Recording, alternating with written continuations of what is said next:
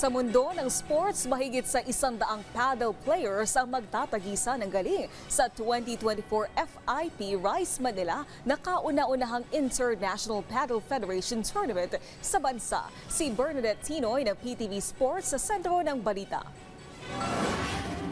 Sa isang makasaysayang pagkakataon, nagsama-sama ang mga world's best paddle players sa Pilipinas para sa hosting ng bansa sa FIP Rice Manila 2024 na idarao sa Manila Paddle Club sa Taguig City. Dito na sa 60 koponan na maghaharap kung saan ibabandera naman nina Jason Tamayo at Jessica Agra ang watawat ng bansa. Anila malaking karangalan na mismong gaganapin sa Pilipinas ang paligsahan. You'll see some really strong Filipino pride and competition, and I think we'll see some really great results. So hopeful for that, and we'll see how it goes. It's very huge in terms of gaining experience, learning more about paddle, and learning more about yourself in terms of as a paddle player.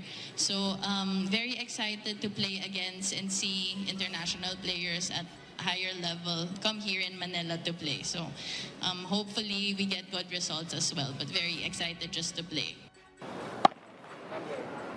Mahigit sa 100 atleta mula sa 29 na bansa ang magtatagisa ng galing sa FIP Rice Manila 2024.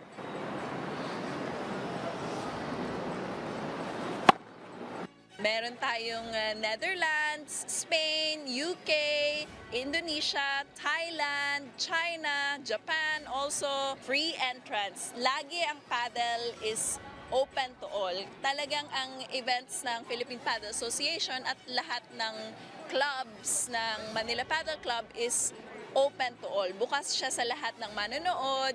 Players also, meron tayong libreng intro to paddle para sa ating mga kababayan na gustong mag-try ng paddle.